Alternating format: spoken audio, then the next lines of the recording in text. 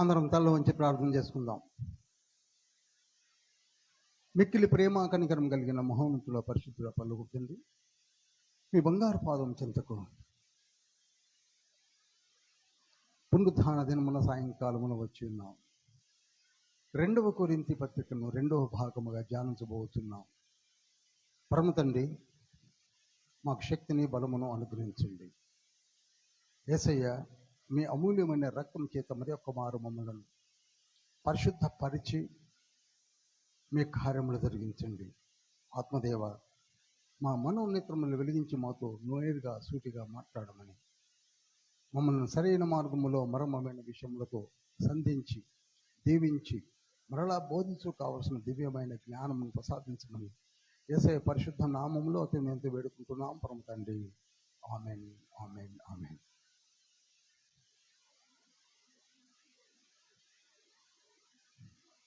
రెండవ కొరింథీ పత్రిక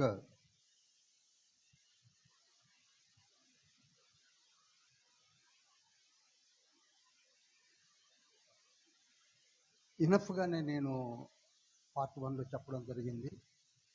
మొదటి కొరింథీలో కూడా బాగా చెప్పాను. పౌలు గారు యెరూషలేము నుండి కొరింథీ వరకు వచ్చి ఒక విగ్రహారాలతో కూడినటువంటి వ్యభిచార సంబంధమైన జీవితమును, తలములకలైనటువంటి సాంద్రత కలిగినటువంటి 4 లక్షల జనాభా కలిగినటువంటి పట్టణమును మార్చి సువార్తను ప్రకటించి తనతో పాటు తిమోతిని, తీతుకును కూడా వెంటబెట్టుకొని 3 అహర్నిశలు కష్టపడితే కట్టబడినటువంటి సంఘం. ఇక్కడ మర్చిపోకూడనిది ఏమిటనగా ఆయనతో పాటు తిమోతి, తీతుకులు కూడా ఉన్నారు. ఒక సంఘము కట్టుట అనేది అంత ఆషామాషి కాదు. ఈ రోజులలో ఏదో చర్చిని కట్టుకొని అందులో 10-15 మందిని పెట్టుకొని ఇదే లోకమని జీవించడం అనేది కరెక్ట్ కాదు. దానివల్ల ఉపయోగం ఏముంది? అదే 15 మందితో ఒక 50 సంవత్సరాలు నడపడం వల్ల ఉపయోగం ఏమి లేదు. సంఘము అనగా అనేకులను రక్షణ సువార్తలోనికి నడిపించుట, వాటిని ప్రభు పాదము చెంత నడిపించాలని ప్రయత్నం చేసింది పౌలు, తిమోతి, తీతుకు.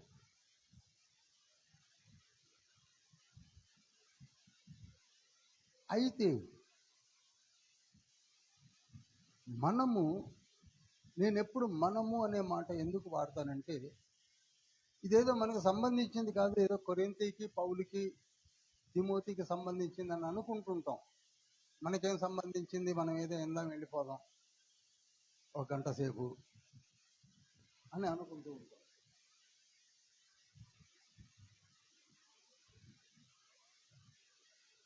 కానీ పత్రిక మనతో మాట్లాడుతుంది. బైబిల్ చదువుతున్నప్పుడు గుర్తుంచుకోవాల్సింది, బైబిల్ మనతో మాట్లాడుతుంది. బైబిల్ ఎందుకు చదవాలి? మనతో మాట్లాడుతుందని. ప్రార్థన ఎందుకు చేయాలి? తండ్రి మనతో మాట్లాడతాడని.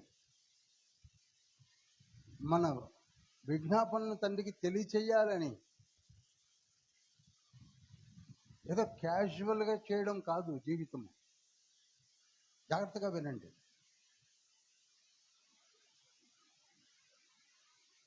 ఆ మాటలను when there is no change in our lives, మనలో ఏమాత్రము మార్పు లేకపోతే ఆ జీవితానికి పరమావధి లేదు.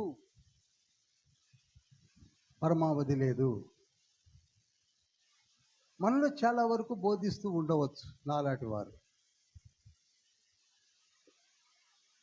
చాలా వరకు బోధిస్తూ ఉంటారు, ప్రకటిస్తూ ఉంటారు, ఏవేవో చేస్తూ ఉంటారు, వస్తుంటారు, సేవ చేస్తున్నాం అనుకుంటూ ఉంటారు. అదేవిధంగా నికోదేము అనే వ్యక్తి యేసయ్య దగ్గరికి వచ్చాడు. యోహాను సువార్త 3వ అధ్యాయం 1 నుంచి దగ్గరగా 14 వచనాల తర్వాత చదవండి. వచ్చి అన్నాడు, యేసయ్య, నీవు పైనుండి వచ్చిన వానివని నేను నమ్ముతున్నాను, పరలోకం నుండి వచ్చిన వానివని నమ్ముతున్నాను, లేకపోతే ఇట్టి కార్యములు చేయుట జరగదు అన్నాడు. రికగ్నైజ్ చేశాడు. ఎవరు? నికోదేము. మనం కూడా అంతే, రికగ్నైజ్ చేశాం, లేకపోతే ఇట్టి కార్యాలు జరగదని మనకి తెలుసు. అయితే వెంటనే వెరీ గుడ్, నువ్వు నన్ను గ్రహించావు, గమనించావు, నేను పరలోకం నుండి దిగి వచ్చాను అని అంటల్లా. మిస్టర్ నికోడేం, నీవు కూడా సన్హెద్రిన్లో మెంబరు, ఆలోచన సభలో మెంబర్, 70 మందిలో ఆయన ఒకడు. అంత మాత్రమే కాదు, నువ్వు ప్రీచర్వి, బోధిస్తున్నావు,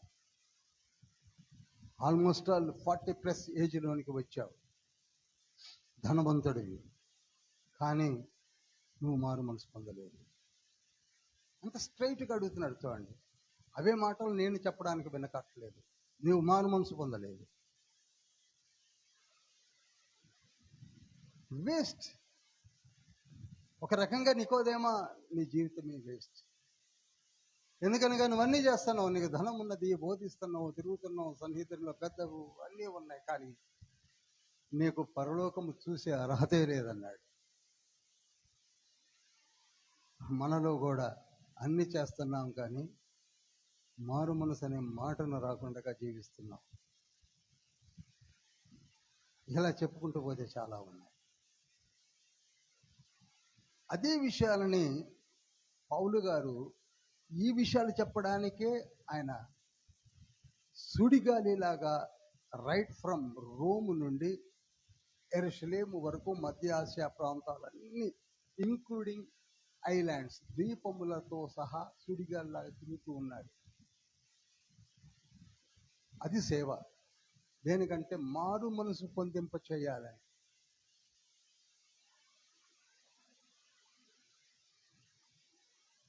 ఆయన బోధ కావచ్చు, పత్రికలు కావచ్చు,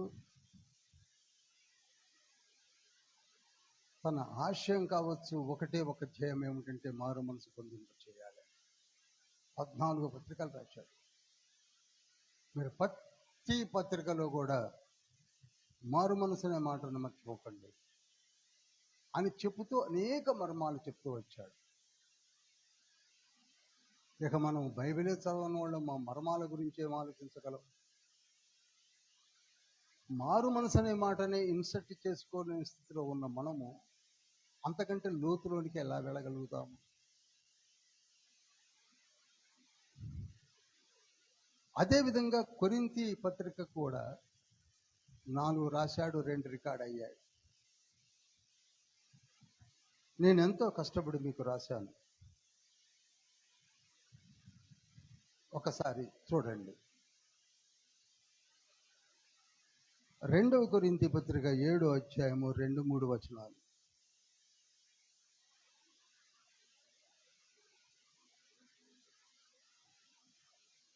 జాగ్రత్తగా వినండి. మమ్మును మీ హృదయములో చేర్చుకొనుడి. మేమెవనికి అన్యాయం చేయలేదు, ఎవరిని చెరపలేదు, ఎవరిని మోసము చేయలేదు. చూడండి,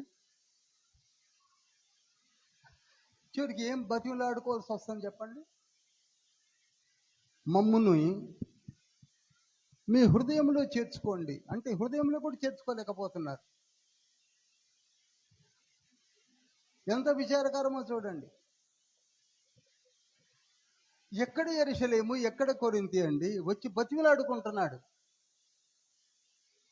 మీరు మమ్మల్ని పైన చూస్తున్నారు.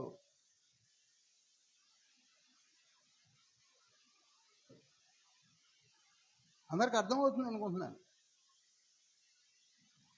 ఇంటికి వచ్చిన బంధువులను చూసినట్టుగా చూస్తున్నారేమో, కానీ హృదయంలో చేర్చుకోవటం లేదు. మేము ఎవరికి అన్యాయం చేయలేదు, ఎవరిని చెరపలేదు, ఎవరిని మోసము చెయ్యలేదు. ఇక్కడ నుంచి మీరు దాదాపుగా కొంచెం క్రింద వరకు చదివితే మీకే అర్థమవుతుంది. నేను మొత్తం ఎక్స్ప్లెయిన్ చేయడానికి సమయం చాలదు. ఎన్నో విషయాలు చెప్పాలని ఉంది, కానీ చెప్పడానికి సమయం చాలు.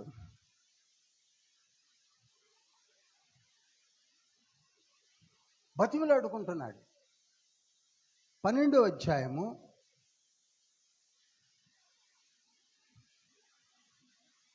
17-18. నేను మీ వద్దకు పంపిన వారిలో ఎవని వలననైనను మిమ్మును మోసపుచ్చి ఆర్జించుకొంటినా మీ వద్దకు వెళ్ళుటకు తీతును హెచ్చరించి అతనితో కూడా ఒక సహోదరుని పంపితిని. తీతు మిమ్మును మోసపుచ్చి ఏమైనా ఆర్జించుకొనినా మేమొక్క ఆత్మ వలనే ఒక్క అడుగు జాడల యందే నడుచుకొనలేదా? చూడండి, నేను తీతుకును పంపినా, తిమోతిని పంపినా మోసం చేయడానికి పంపలేదు. జాగ్రత్తగా వినండి ప్రియులారా. ఇవన్నీ రిమోట్ వర్సెస్ అంటారు, లూప్ లైన్ వర్సెస్ అంటారు. ఇప్పుడు అదే విధంగా ఇక్కడ కూడా సేవ జరుగుతుందంటే ఎవరినో మోసం చేయాలని రావడం లేదు, ఏదో ఆర్జించాలని కూడా రావడం లేదు. ఆత్మ నడిపింపు, ఆత్మల భారము, ఆత్మల రక్షణ వలన మీరు పరలోక రాజ్యములోనికి రావాలనే ఒక ఆశయంతో మేము వస్తున్నాం. 13వ అధ్యాయము 2 కొరింథీయులకు చెప్పేటి అన్ని 8-9 వచనాలు. మేము సత్యమునకు విరోధముగా ఏమీయూ చేయనేరము గాని సత్యము నిమిత్తమే సమస్తమును చేయుచున్నాము. మేము బలహీనులమై ఉన్నను మీరు బలవంతులై ఉండిన ఎడల సంతోషించెదము. దీని నిమిత్తమే అనగా మీరు సంపూర్ణులు కావాలననియే ఒక ప్రార్థించుచున్నాము. మాటలో చెప్పాలంటే మీరు సంపూర్ణులు అవ్వాలని, మారు మనసు పొందాలని,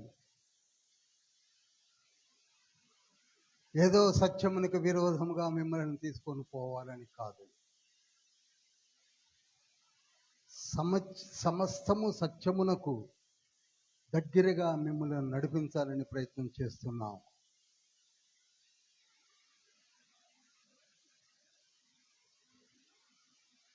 మీరు సంపూర్ణులు కావాలని ప్రార్థించుతున్నామన్న మాట వాడాడు.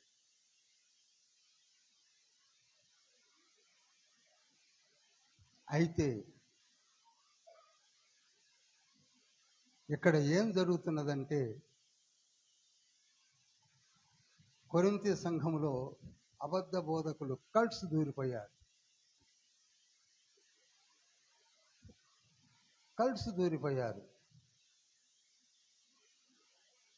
సత్యమును చెరిపే వాళ్ళు వచ్చేశారు.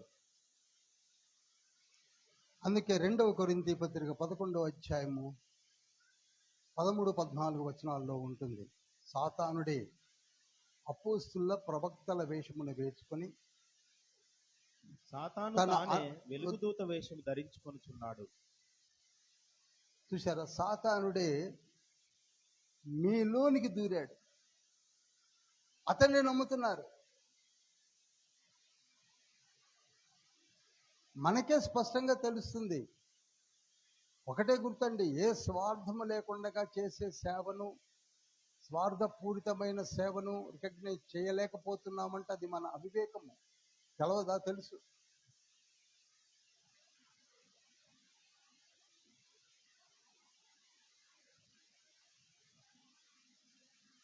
చాలా బాధపడుతున్నాడు.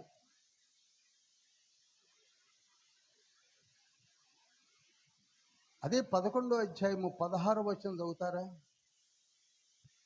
నేను అవివేకినని ఎవడునూ తలంచవద్దని మరలా చెప్పుచున్నాను. అట్లు తలంచిన ఎడల నేను కొంచెం అతిశయపడునట్లు నన్ను అవివేకినైనట్టుగానే చేర్చుకొనుడి. చాలండి. వాళ్ళు ఏమనుకుంటున్నారంటే అవివేక్ అనుకుంటున్నారు. నేను దీని విషయంలో కొన్ని ఎగ్జాంపుల్ చెప్పొచ్చు, కానీ సమయం చాలదని చెప్పట్లేదు. మనం ఏదైనా సరే ఎదుటి వాని లబ్ధి కొరకే నువ్వు ఏది చేసినా మనల్ని అవివేకులు అనుకుంటారు. అది నైజం. పౌలు గారిని ముందే చెప్పాను. పౌలు గారు కారే ప్రతి బిందువు రక్తముగా మలచి కలములోనికి ఎక్కించి రాశాడు.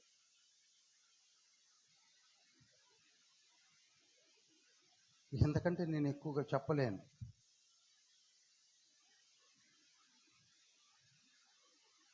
చాలా బలహీనుడు అనుకుంటున్నారు, కొరగాని వాడు అనుకుంటున్నారు, పని లేక వస్తున్నాడు అనుకుంటున్నారు. అప్పుడు పలికిన మాటే తనకున్నటువంటి దివ్య దర్శనాలు కావచ్చు, మర్మమైన విషయములను చెప్పడానికి ఆయన ముందుకొచ్చాడు. మీరు అనుకుంటున్నట్టుగా నేను బలహీనుని కాదు. మీరు అనుకుంటున్నట్టుగా నేను మీ ఏదో సంపాదించాలని రాలేదు. నేను కూడా దేవుని యొక్క పరిచారకుడుగా, అపోస్తులుడుగా తండ్రి నడిపింపులోనే వచ్చాము. పరిశుద్ధాత్మ పూర్ణుడనై జీవిస్తున్నాం. మేము అనగా తిమోతి, తీతుకు, మేము చేసే ప్రతి పరిచర్య మీ నిమిత్తమే అని చెప్తున్నాడు. చెప్తూ ఇవన్నీ కూడా మీకు ఎందుకు చెప్తున్నామంటే మీరు కూడా అలా మారి పరిపూర్ణులు అవ్వాలని. మీకు ఒక విషయం అడుగుతాను.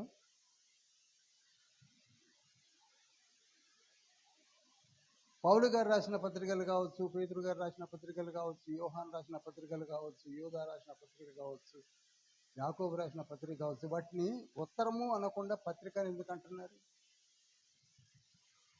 ఇప్పుడు నేను ఆలోచించాను. ఉత్తరములు అనొచ్చుగా, the letter written by Paul, the letter written by James, the letter written by Julia అని ఎందుకంటలేదు? ఉత్తరము అనేది వ్యక్తిగతంగా సంబంధించినటువంటి విషయాలను తెలిపేది ఉత్తరం. అర్థమవుతుందండి? వ్యక్తిగతంగా నేను నీకు ఒక ఉత్తరం రాస్తున్నాను. మన చిన్నతనంలో ఇన్లాండ్ లెటర్స్ అని, కార్డులు అని రాసేవాళ్ళం. అది నేను నీకు, నీవు నాకు. ఒక్కొక్కసారి ఆ ఉత్తరాన్ని ఒక గుంపు కూడా రాయవచ్చు. అది వ్యక్తిగతం. దాన్ని ఏమంటారు? చెప్పరేమండి. ఉత్తరాన్ని ఏమంటారు? వ్యక్తిగతంగా ఇచ్చే ఇన్ఫర్మేషన్. పత్రిక అనగా వ్యక్తిగతం కాదు, అందరికీ తెలియచేయుట కొరకు రాసేదాన్ని పత్రిక అంటారు. అర్థమైందండి? ఇంగ్లీష్లో ఎపిస్టిల్ అన్నారు. It is open to all. Note చేయండి దాన్ని. ఎక్కడని చెప్పాలి ఈ విషయాల్ని. పత్రికకు కనీసం ఉత్తరానికి తేడా తెలియకుండా మనలో చాలా మంది ఉంటారు. Letter is not equivalent with ఎపిస్టిల్. ఎపిస్టిల్ is much more information which was given to the open to all, అందరికీ. అందుకే ఈ పత్రికను అందరూ చదివించుకోండి. అందరూ అని చెప్పడం మనం చూస్తూ ఉంటాం. ఇప్పుడు చూడండి, ఒక అద్భుతమైనటువంటి మాటను వాడతాడు అక్కడ. 2 కొరింథీ పత్రిక 3వ అధ్యాయము 2-3 వచనాలు చదువుతారా? మా హృదయముల మీద వ్రాయబడి ఉండి మనుషులందరూ తెలుసుకొనుచు చదువుకొనుచున్న మా పత్రిక మీరే కారా? చూడండి, మా పత్రిక మీరే అంటున్నాడు. అర్థమవుతుందండి? బాగా చదవాలి. అదే నేను అసలు ఈ పత్రిక ఏదో నేను రాయడం పక్కకు ఉంచండి. పౌలు గారు అంటున్నారు, అసలు మా పత్రికే మీరు. ఓ కొరింథీయులారా, మీరే మా పత్రిక. అంటే మిమ్ములను ఎవరు చూసినా మీలో ఉన్న పరిపూర్ణత, మీలో ఉన్న రక్షణ, మీలో ఉన్న ఎదుగుదల, మీలో ఉన్నటువంటి సమర్పణ అంతా కూడా మా యొక్క పరిచయను సూచిస్తుంది.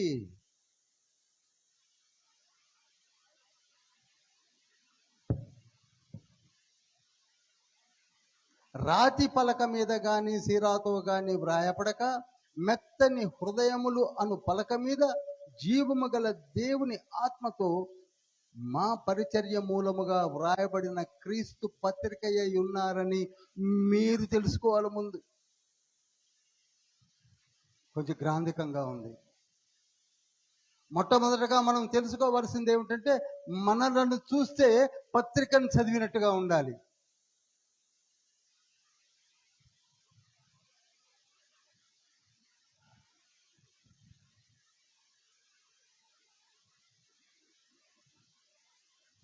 నాలుగవ వచనం అంటాడు, క్రీస్తు ద్వారా దేవుని ఎడల మా కట్టి నమ్మకము కలదు. మాకు నమ్మకం ఉంది, మీరు అలా ఎదుగుతారని మాకు నమ్మకం ఉంది. మీరు మా పత్రికలని మాకు నమ్మకం ఉంది. మీరు ఎదుగుతున్నారని, మీరు పరిపూర్ణులు అవుతున్నారని. మీరు మామూలుగా లేరు. అటువంటి మిమ్ములను చెరుపుట కొరకు కొన్ని కల్ట్స్ దూరాయి, కొన్ని దుష్ట శక్తులు దూరాయి.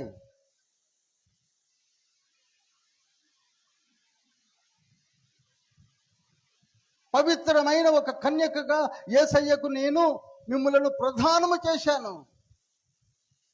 చూడండి, ఇక్కడ మళ్ళీ ఎంత లోతులోనికి వెళ్తున్నాడో. కన్యకగా సంఘమును ప్రధానము చేశానంటున్నాడు. 2 కొరింథీ 11:2 ఉంటుంది. అయితే సర్పము అవ్వను కుయుక్తితో మోసము చేసినట్లుగా కల్ట్స్ దూరారు. కుయుక్తితో మిమ్ములను కూడా మోసం చేస్తున్నారు. మీరు నమ్ముతున్నారు.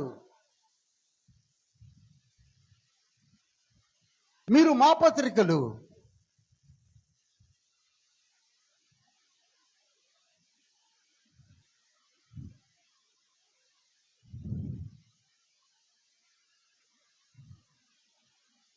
మీ విశ్వాసమయమైపోతుంది.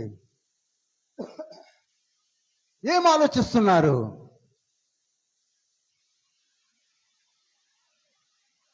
అసలు మిమ్ములను మీరు పరీక్షించుకుంటున్నారా అంటాడు. 2 కొరింథీ పత్రిక 13:5 చదవండి, నోట్ చేసి. మీరు విశ్వాసము గలవారే ఉన్నారో లేరో మిమ్మల్ని మీరే శోధించుకొని చూసుకొనుడి. మీరే పరీక్షించుకొనుడి. ఫస్ట్ మీరే శోధించుకోండి, మీరే పరీక్షించుకోండి. మీరు విశ్వాసములో ఉన్నారో లేదో మీకే తెలుస్తుంది. ఉంటే మీరు మా పత్రికలు.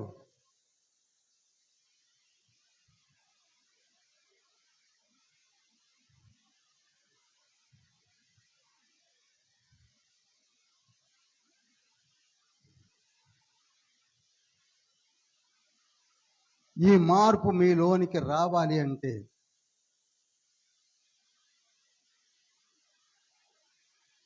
మీరు ప్రభువునందు స్థిరపడాలి అంటే, వేరుపారై ఒక మంచి వృక్షముగా ఎదగాలి అంటే పరిశుద్ధాత్మను తోడు మీకు కావాలి అన్నాడు. Without him nothing could be achieved.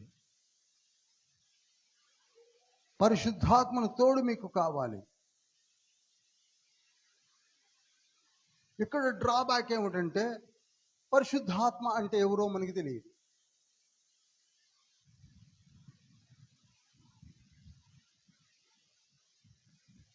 పరిశుద్ధాత్మను గురించినటువంటి ర్యాంక్స్ మనం వేసేసుకొని 1, 2, 3.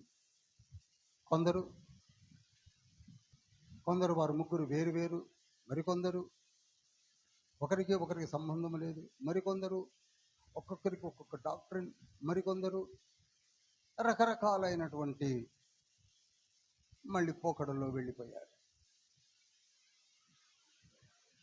ఓపెన్గానే ఆయన శక్తి అని, ఆయన మేఘమని, ఆయన పావురమని, ఆయన నీరు అని, ఆయన నుప్పు అని ఏవేవో అనుకుంటూ మొదటి నుంచి చెప్తున్నాను, మళ్ళీ చెప్తున్నాను. అంతేకాని ఆయన అనే మాట మన నోట పలకలేకపోతున్నాం. ఆయన అనే మాట రాదు.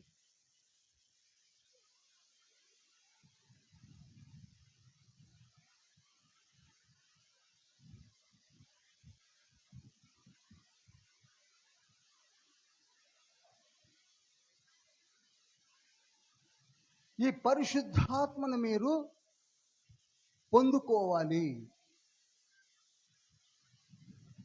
అనే మొదలు పెట్టాడు. మొదటి అధ్యాయంలోనే ఉంది. జాగ్రత్తగా చూస్తే చాప్టర్ 1 వర్స్ 22లో ఏమనుంది? పరిశుద్ధాత్మను మీకు సంచకరువుగా దేవుడు అనుగ్రహిస్తున్నాడు.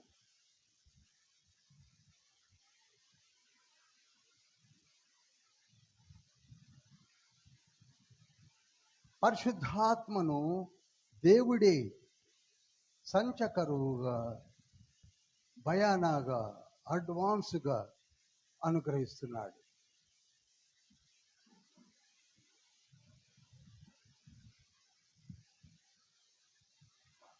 ఎప్పుడు అనుగ్రహిస్తాడట? నీవు మారు మనసు పొంది బాప్తిస్మము తీసుకుంటే. అర్థమవుతుందండి? మారు మనసు పొంది బాప్తిస్మము తీసుకుంటే పరిశుద్ధాత్మని ఇచ్చేది ఎవరట? మళ్ళీ యేసయ్యే.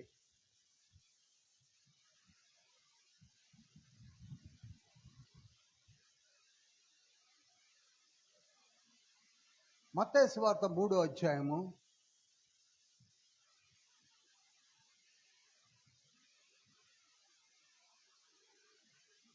ఆయన పరిశుద్ధాత్మలోను అగ్నితోను మీకు బాప్తిస్మం ఇచ్చును. ఎంత క్లియర్గా స్టేట్మెంటే మనకు ఉంది. చూడండి, మత్తయి సువార్త 3వ అధ్యాయము 11వ వచనము. మారు మనసు నిమిత్తము నేను నీళ్ళలో మీకు బాప్తిస్మం ఇచ్చుచున్నాను. అయితే నా వెనుక వచ్చేవాడు నాకంటే శక్తిమంతుడు. ఆయన చెప్పులు మోయుటకైనను అర్హత లేని వాడును. ఆయన పరిశుద్ధాత్మలోను అగ్నితోనూ బాప్తిస్మం ఇచ్చును. ట్రినిటీలో తండ్రి నుండి వచ్చిన యేసయ్య పలుకుతున్న మాట, నేనే మీకు పరిశుద్ధాత్మని ఇస్తాను. ఇవి లోతైన విషయాలు కనుక ఎప్పుడైనా పరిశుద్ధాత్మని గురించినటువంటి ఒక రిట్రీట్ ఉంటే తప్ప అర్థం కాదు. సరే, కనుక ఇప్పుడు పరిశుద్ధాత్మను మనం పొందుకోవాలంటే ఏం చేయాలండి? మారు మనసు పొందాలి. అందుకే నికోదేముతో అన్నాడు, ఆత్మతోను అన్న మాట. నీటి మూలముగాను ఆత్మ మూలముగాను అన్నమాట. నీటి బాప్తిస్మము, ఆత్మ బాప్తిస్మము అని చెప్పాడు. ఆ ఆత్మ మనలోనికి వచ్చినప్పుడు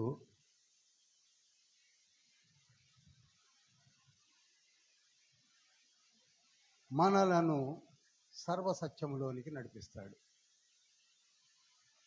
ఇక్కడ వచ్చిన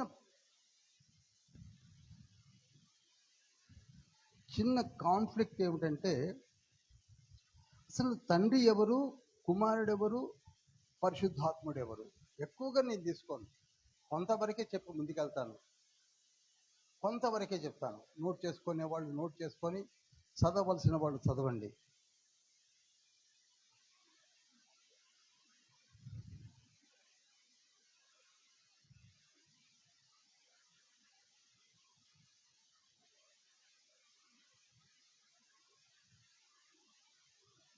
మొదటి కొరింథీ పత్రిక 12వ అధ్యాయము 4 నుంచి 6 వచనాలు. కృపావరములు నానా విధములుగా ఉన్నవి గాని ఆత్మ ఒక్కడే, మరియు పరిచర్యలు నానా విధములుగా ఉన్నవి గాని ప్రభువు ఒక్కడే.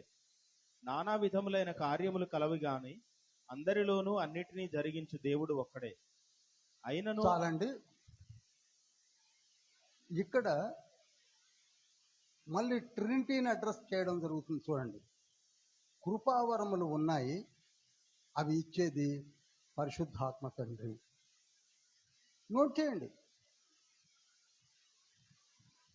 కృపావరములు ఇచ్చేది ఓన్లీ పరిశుద్ధాత్మ తండ్రి అని నేను కాదు, లేఖనమే చెప్తుంది.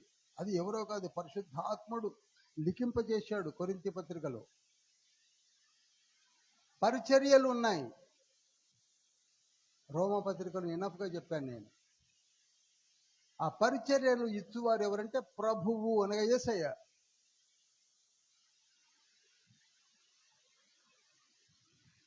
నానావిధ కార్యములు ఉన్నాయి. అవి ఇచ్చువారు ఎవరు? తండ్రి అయిన దేవుడు, సుప్రీం గాడ్. ఇప్పుడు చెప్పండి, ముగ్గురు ఏవేవి ఇస్తున్నారు చెప్పాలి. కృపావరాలు ఎవరిస్తారు చెప్పాలి? పరిశుద్ధాత్మ తండ్రి. పరిచర్యలు ఎవరిస్తారు? యేసయ్య. నానా విధములైన కార్యములు ఎవరు జరిగిస్తారు? ట్రినిటీలో జరిగించే కార్యాలు ఇవి.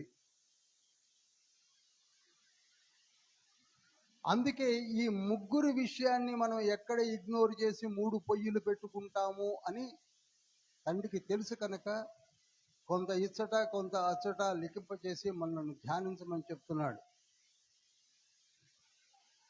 మత్తయి సువార్త 28వ అధ్యాయం 19వ వచనములో యేసయ్య కూడా మర్చిపోకుండా మరలా లాస్ట్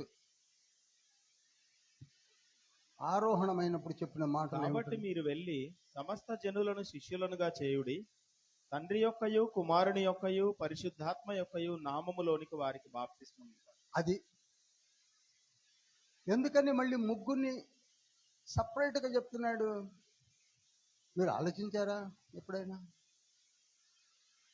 వితౌట్ థింకింగ్ ఫర్దర్ ఆలోచిస్తే సరిపోతుంది, ఏం లేదు. ఇట్స్ రూల్ అండ్ నియమము. That's all. తండ్రి యొక్కయు కుమారుని యొక్కయు పరిశుద్ధాత్ముని యొక్కయు నామములో బాప్తిసం ఇవ్వాల్సిందే. ఇప్పుడు పెద్ద క్లాసిఫికేషన్స్, క్వశ్చన్స్ ఎందుకు ఇవన్నీ? లేఖనం స్పష్టంగా చెప్తున్నా. ముగ్గురు చేసే పనులు నేను మీకు చెప్తున్నాను కష్టపడి. చివరికి మనం లాస్ట్లో ఇచ్చే దీవెనలు, బెనడిక్షన్ కూడా చూడండి. ఇదే 2వ కొరింథీ పత్రిక 13వ అధ్యాయం 14వ వచనంలో ఎందుకు రాయించవలసి వచ్చింది పరిశుద్ధాత్మ తండ్రి? ప్రభు అయిన యేసుక్రీస్తు కృపయు, చూడండి, ప్రభు యొక్క కృప, దేవుని ప్రేమయు, దేవుని యొక్క ప్రేమ, పరిశుద్ధాత్మ సహవాసమును. దేనికి ఆగుదాం? పరిశుద్ధాత్మని యొక్క సహవాసం మనకెందుకు? ఆయన నిప్పేమో, ఆయన నీరేమో. పరిశుద్ధాత్మని యొక్క సహవాసం కావాల్సిందే. తండ్రి యొక్క ప్రేమ మీకు లేకపోతే ఇవి పొందుకోలేరు. యేసుక్రీస్తు ప్రభువుల వారి కృప మీకు కావాల్సిందే. ఎందుకంటే ఎక్కువ నేను ఇప్పుడు సమయం తీసుకోలేదు. మనమేమనుకుంటున్నాం? ఈ ముగ్గురు వేరు వేరండి అని ఒక గుంపు రకరకాలుగా మరలా నేను అనలేను. ఒకటి గుర్తుంచుకోండి, పూజలు వేరు వేరు కాదు కదా. యేసయ్య ముందు కొన్ని పువ్వులు, క్యాండిల్స్, పరమ తండ్రి ముందు కొన్ని పువ్వులు, కొన్ని క్యాండిల్స్, పరిశుద్ధాత్మ ముందు కొన్ని పువ్వులు, కొన్ని క్యాండిల్స్, కొన్ని కొబ్బరికాయలు ఇక్కడ, కొన్ని కొబ్బరికాయలు అక్కడ, కొన్ని కొబ్బరికాయలు ఇక్కడ కొట్టడం లేదు కదా. అదేవిధంగా వేరు వేరుగా మనం ఏమి గుళ్ళు కట్టి పూజించడం లేదు కదా. చేస్తున్నామా? ఒకే ఆరాధన, ఒకే ప్రార్థన, ఒకే తండ్రికి చేస్తున్నాం.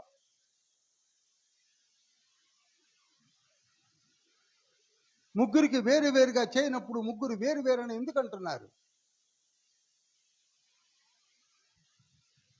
ఒకే భక్తి చేస్తూ ఉన్న మనము వేరనే మాట ఎందుకు వస్తుంది? ముగ్గురు ఏకమై ఉన్నారు, దానికే చక్కటి మాట ట్రీ యూనిటీ గాడ్, ట్రునైన్ గాడ్.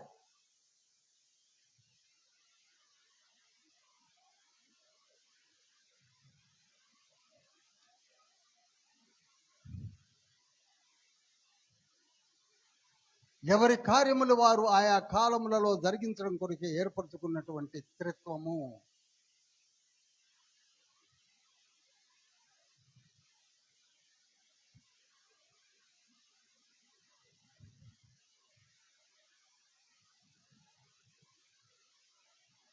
ఇప్పుడు పరిశుద్ధాత్మని గురించే పౌలు గారు వివరించడానికి ప్రయత్నం చేస్తున్నాడు.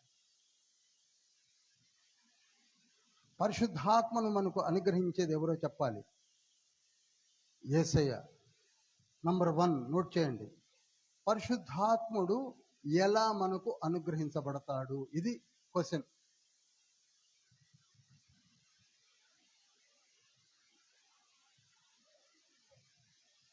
ఆన్సరు యేసయ్యే. రెఫరెన్స్ మత్తయి 3:11.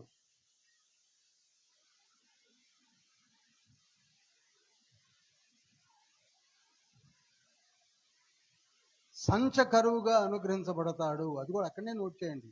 2 కొరింథీ 1:22.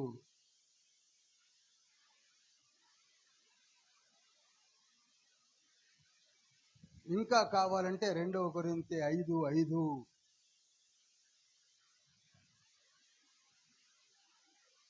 ఇంకా కావాలంటే ఎఫెసీయులకు రాసిన పత్రిక 1వ అధ్యాయము 13-14 వచనాలు చాలనుకుంటున్నాను.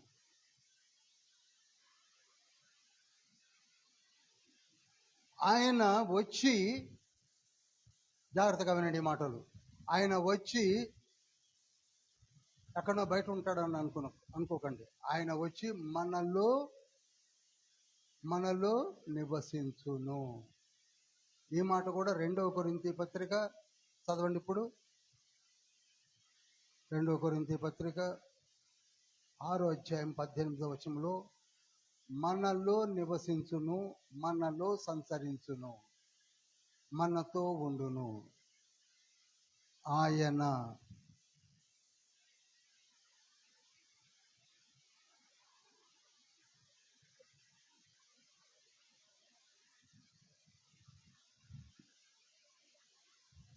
పరిశుద్ధాత్ముడు వచ్చి, జాగ్రత్తగా వినాలి, మనలో ఉంటాడు, మనతో ఉంటాడు. ఇది మనం యాక్సెప్ట్ చేయలేకపోతున్నాం. ఇది యాక్సెప్ట్ చేయకపోతే మనకి 27 పుస్తకాలు అర్థం కాదని అర్థం.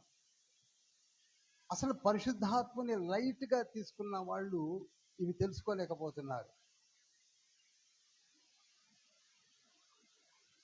పరిశుద్ధాత్ముడు ఒకే మాట చెప్పండి, మనతో ఉంటాడు, మనలో ఉంటాడు.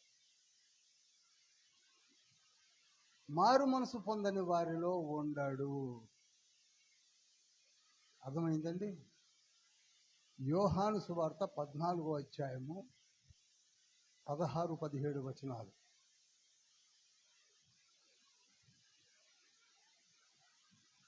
నేను తండ్రిని వేడుకొందును, మీ యొద్ద ఎల్లప్పుడూ నుండుటకై ఆయన వేరొక ఆదరణకర్తను అనగా సత్యస్వరూపియగు ఆత్మను మీకు అనుగ్రహించును.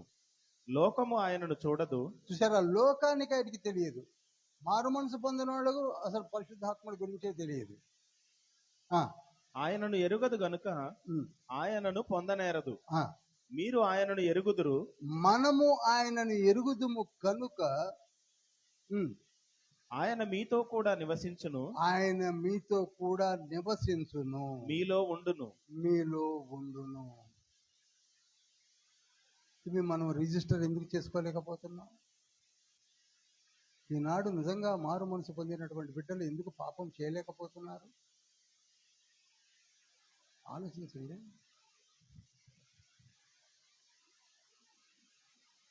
Full protection. ఒక 10% అని లాస్ట్ టైమే చెప్పాను నేను.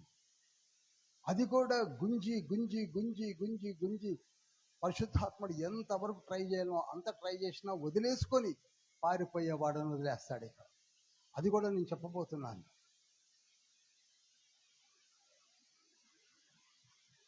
ఏం చేస్తారు?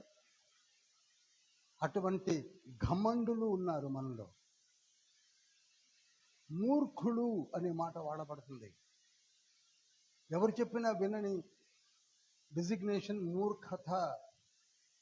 సామెతల గ్రంథం 26వ అధ్యాయం 4వ వచనంలో ఉంటుంది. వాడిని మూర్ఖుడు అంటారు.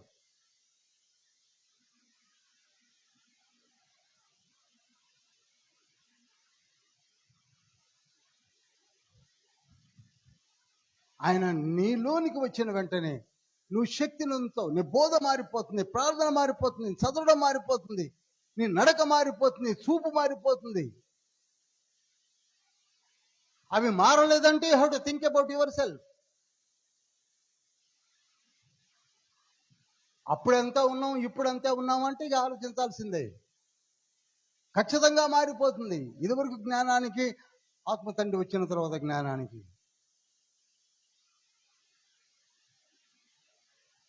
ఆయన శక్తి శక్తి శక్తి అనుకుంటూ కూర్చున్నాం మనం.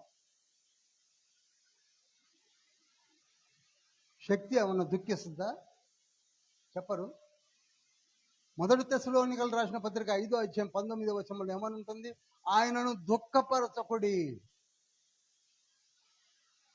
ఏమనుందండి? అదే, ఆయనను దుఃఖపరచకుడి. ఎవరైనా చెప్పరేమండి? పరిశుద్ధాత్మను దుఃఖపరచకుడి అంటే మరి శక్తిని ఎలా అనుకుంటున్నారు? మేఘమును ఎలా అనుకుంటున్నారు? ఆయన దుఃఖపడతాడు. ఇప్పుడు మీరు తెల్లవారులు ఏసీ వేసి, ఎయిర్ కూలర్ వేసి, ఫ్రిడ్జ్లు వేసి, కరెంటు తెల్లవారులు వాడుకొని పొద్దున్న లేసి ఏమైనా కరెంటు దుఃఖపడుతుందో లేదో చూస్తారా? That is power. ఇక్కడ ఆయన పరిశుద్ధాత్ముడు దుఃఖపడతాడు. ఆయన నీకు సంచకరువుగా అనుగ్రహించాడు, నీతో ఉంటున్నాడు. యెషయా గ్రంథం 63:10 కూడా ఉన్నది. ఆయన ఆత్మను దుఃఖపరచగా ఆయనకు కోపం వచ్చిందట.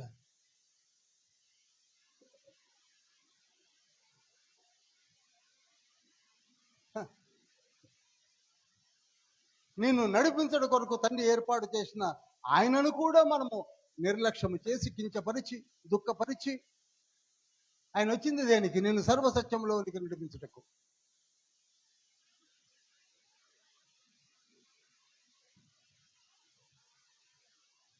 కనుక ఇప్పుడు మనలో వసించేది ఎవరు?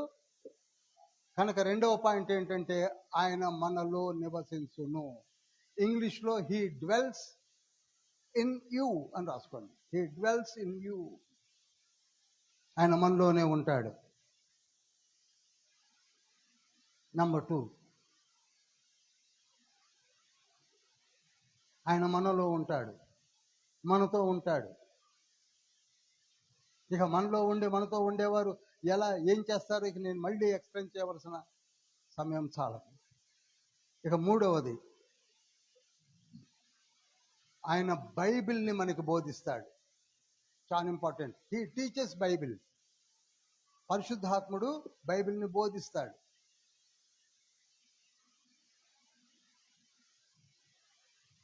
మొదటి కొరింథీ పత్రిక 2:10-12.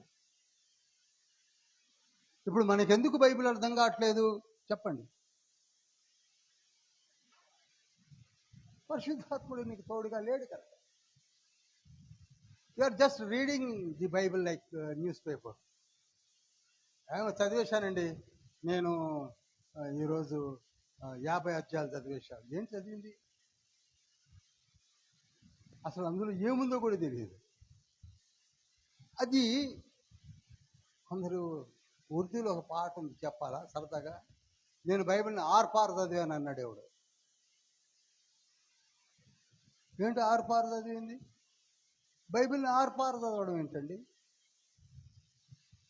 అన్నా నేను బైబిల్ని ఆర్పార్ చదివేసిన అంతే, ఆర్పారే. లోపలికి వచ్చావు, బయటికి వెళ్ళిపోయావు, నీకేం ఎక్కింది? ఆర్పారు అని కూర్చోవడమే. పరిశుద్ధ బైబిల్ గ్రంథాన్ని నేర్పేది పరిశుద్ధాత్మ తండ్రి. సారాన్ని ఇస్తాడు. మనకు మాట చెప్తాను. యోహాను సువార్త 17:17 ఏమని ఉంటుందో తెలుసా? నీ వాక్యమే సత్యము. ఏమని ఉంటుందండి? ఎస్ఏ స్టేట్మెంట్ అది నేను చెప్పింది. నీ వాక్యమే.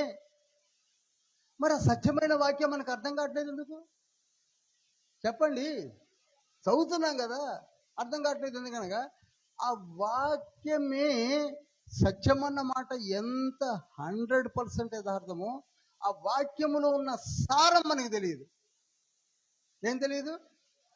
అందుకే 119వ కీర్తన 160వ వచనములో నీ వాక్య సారాంశము సత్యము అన్నాడు అక్కడ ఎజ్రా శాస్త్రి.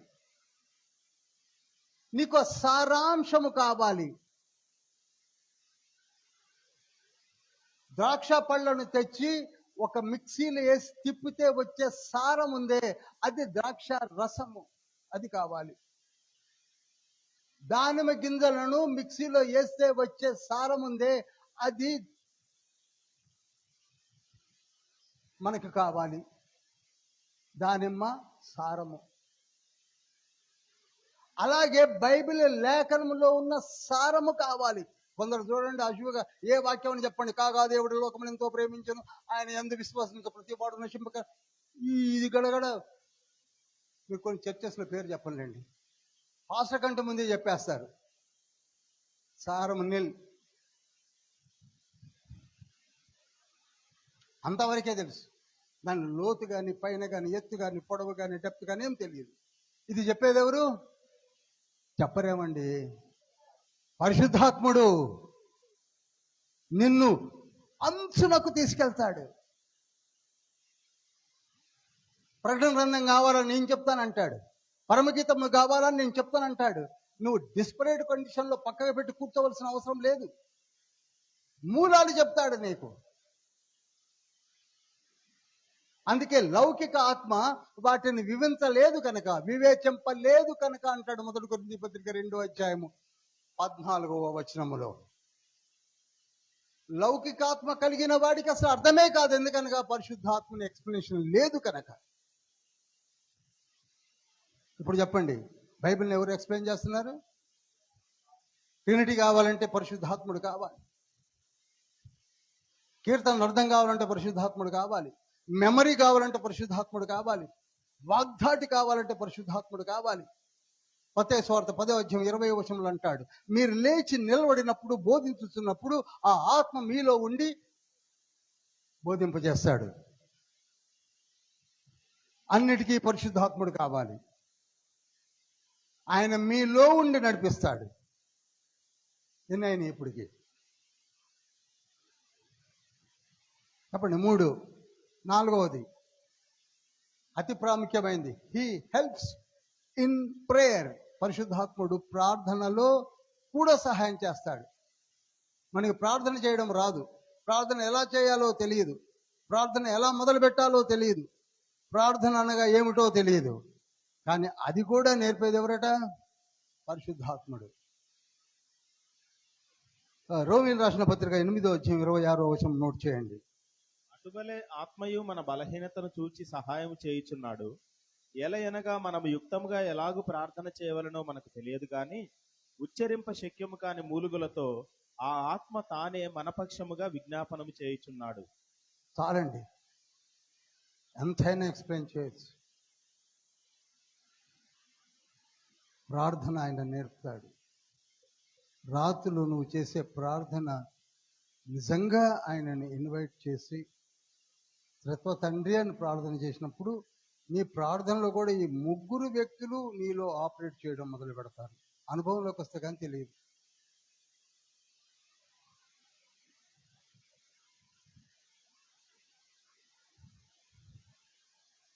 ఇక 5వది, టైం లేదు కనుక నేను ముందుకు వెళ్తున్నాను.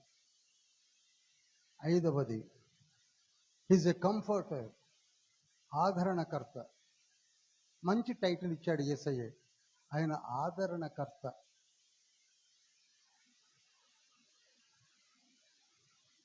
ఇంగ్లీష్లో మంచి పదం అండి. కంఫర్టర్ అంటే ఏంటంటే, ఏమి ఇబ్బంది పెట్టకుండా, ఏమి కూడా మనల్ని ఇరుకులు పెట్టకుండా, చాలా ఉదారత్వంతో మనకు సహాయం చేసే వారిని ఆదరణకర్త అంటారు.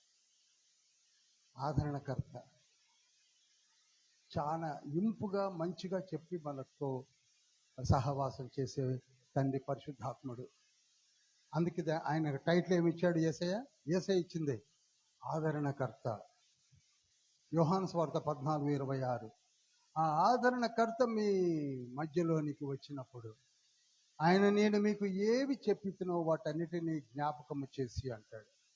కనుక ఆ ఆదరణకర్త వచ్చి చెప్పేదే నా గురించి. జ్ఞాపక శక్తిని ఇచ్చేది కూడా ఆదరణకర్తే. ఆయనే మిమ్ములను సర్వసత్యములోనికి నడిపిస్తాడు.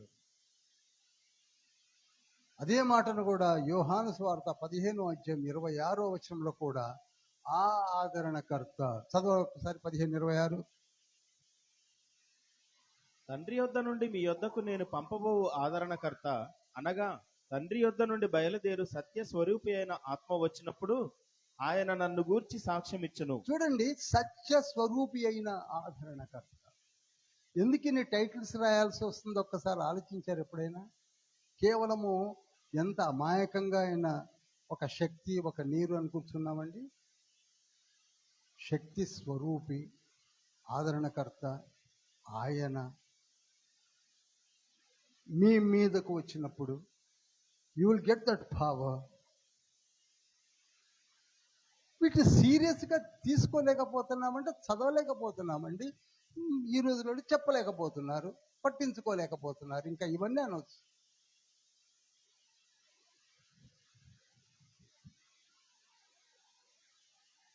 ఆదరణకర్త ఆయన మీ యొద్దకు వచ్చినప్పుడు మీ మనస్సును మార్చేది ఆయనే, నీతిని గురించి చెప్పేది ఆయనే, రక్షణ గురించి చెప్పేది ఆయనే, బలపరిచేది ఆయనే, ప్రార్థింపచేసేది ఆయనే, బైబిల్ని బోధింపచేసేది ఆయనే. తీతుకు రాసిన పత్రిక 3 అధ్యాయం 5 ఏమనుంది?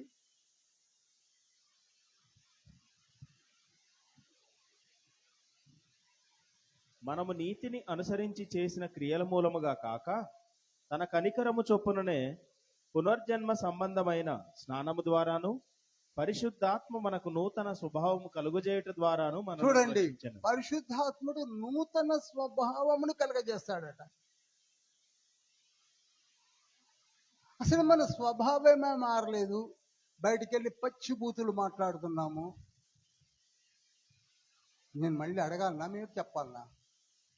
బూతులు మాట్లాడుతున్నాం, అబద్ధాలు ఆడుతున్నాం, నిర్భయంగా తిరుగుతున్నాం, నిర్భయంగా చేస్తున్నామంటే అసలు నూతన స్వభావమే లేదు అనగా నీవు దేవునిలో లేవు. నూతన స్వభావం డెఫినెట్గా వస్తుంది, ఖచ్చితంగా మారుతూనే ఉంటావు. 6-7 వచనాలు కూడా చదవండి, అక్కడనే కంటిన్యూగా ఉంటుంది. మనం ఆయన కృప వలన నీతిమంతులమని తీర్చబడి నిత్య జీవమును గూర్చిన నిరీక్షణను బట్టి దానికి వారసుల మగుటకై ఆ పరిశుద్ధాత్మను మన పైన సమృద్ధిగా కుమ్మరించెను. సమృద్ధిగా. His power is abundant.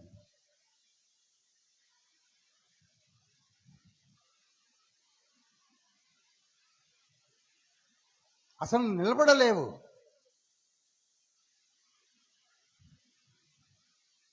అటువంటి కంఫర్టర్ ఆయన. ఆదరణకర్త అంతే, ఇక నేను ఎంతకంటే ఎక్కువ చెప్పలేను. ఆదరణకర్తను ఎందుకు విస్మరిస్తున్నారు? ఆదరణకర్తతో ఎందుకు నడవలేకపోతున్నారు? ఆదరణకర్తను మీరు ఎందుకు రికగ్నైజ్ చేయలేకపోతున్నారు? ఆదరణకర్త కొరకు ఎందుకు అర్హులు సాధలేకపోతున్నారు? That is up to you.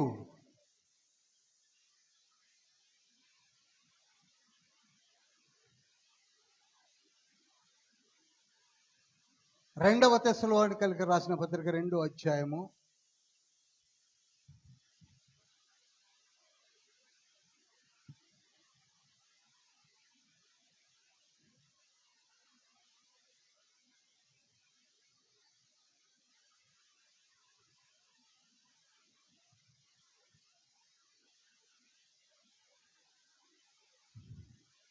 13వ వచనము. ప్రభువు వలన ప్రేమింపబడిన సహోదరులారా, ఆత్మ మిమ్మును పరిశుద్ధ పరచుట వలనను మీరు సత్యమును నమ్ముట వలనను. చూడండి, ఇక్కడ ఆత్మ వలన పరిశుద్ధత మనము పొందుకున్నామా? రక్తముతో పొందుకున్నామా? రక్తముతో కడగబడిన తర్వాత పరిశుద్ధాత్ముడు నీలోనికి వచ్చి నిన్ను పరిపూర్ణతలోనికి నడిపించే మాటను పరిశుద్ధాత్మ వలన మనం ఏమవుతున్నాం? పరిశుద్ధపరచబడుతున్నాం. త్రిత్వం అండి, తండ్రి చేసినా కుమారుడు చేసినా ఆత్మ చేసినా ఒకే కార్యాన్ని చేస్తారు. అదేమిటంటే మనలను పరిశుద్ధపరచడము.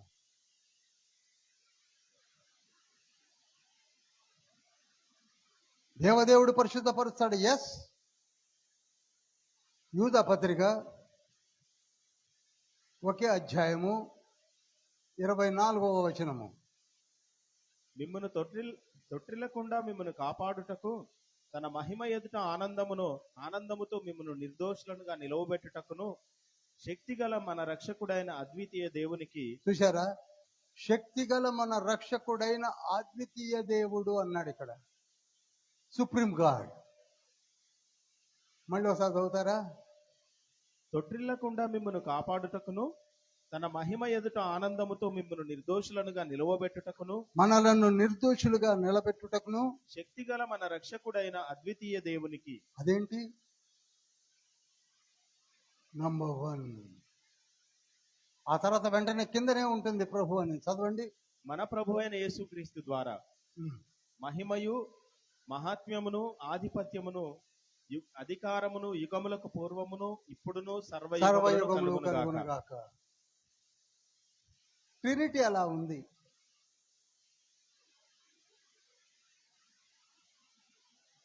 తండ్రి రక్షణిస్తున్నాడు, కుమారుడు రక్షణిస్తున్నాడు, పరిశుద్ధాత్ముడు రక్షణిస్తున్నాడు. మనల్ని శక్తితో నిలబెట్టి పరిపూర్ణంగా నడిపిస్తున్నాడు.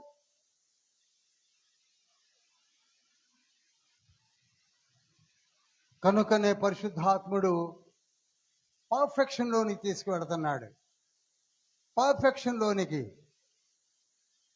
మన పాపములన్నీ కడిగి వేయబడ్డ మాట మాత్రం వాస్తవం. ఎందుకనగా మన పాపములన్నిటినీ ఇరాడికేట్ చేశాడు యేసయ్య. ఆ తర్వాత నీకు ఆ పాప పంకిలం అంటకుండా కాపాడుట కొరకు పరిశుద్ధ పరుస్తూ నిన్ను ఎండ్ వరకు కూడా నిలబెట్టేది పరిశుద్ధాత్ముడు. మరలా ఆ వాసన దగ్గర రాకుండా సువాసన భరితమైనటువంటి ఆ పరిశుద్ధ జీవితంలోనే ఉండునట్టుగా కాచి కాపాడేది పరిశుద్ధాత్ముడు. అది ప్రయత్నం చేస్తున్నారు. అందుకే ఆయన పేరు ఆదరణకర్త, కంఫర్టర్. ఇది ఎన్నోదండి? 5వది. 6వది ఇందాక నేను చెప్పాను, ఆయన్ని దుఃఖపరచకండి. ఒక మాట చెప్పాలంటే ఎప్పుడు దుఃఖపరుస్తూనే ఉన్నాం. ఎలాగూ అని చెప్పేది వినం. పొద్దున లేచాక ప్రార్థన చేయమంటాడు, మనం చేయం.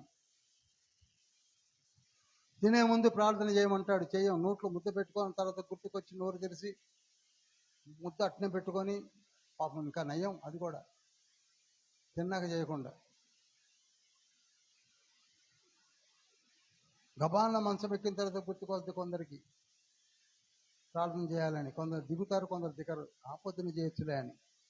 ఇవన్నీ దుఃఖపరిచే సింపుల్ థింగ్స్ చెప్పాను.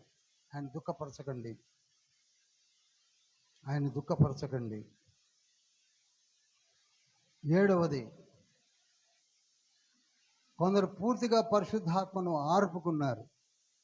పరిశుద్ధాత్మను ఆర్పకుడి అంటాడు ఎఫ్సీలు రాసిన పత్రిక 4వ అధ్యాయం 30వ వచనంలో. దేవుని పరిశుద్ధాత్మను దుఃఖపరచకుడి, విమోచన దినము వరకు ఆయన యందు మీరు ముద్రింపబడి ఉన్నారు.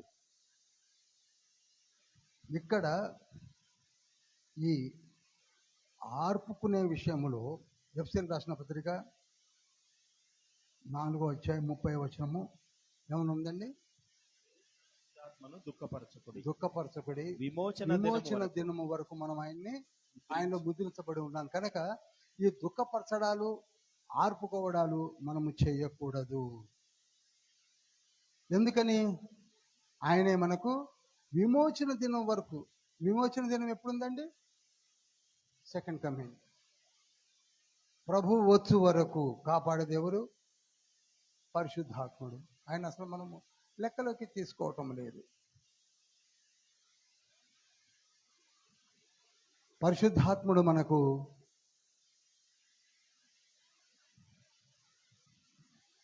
ఫ్రూట్నిస్తాడు, ఫలమునిస్తాడు.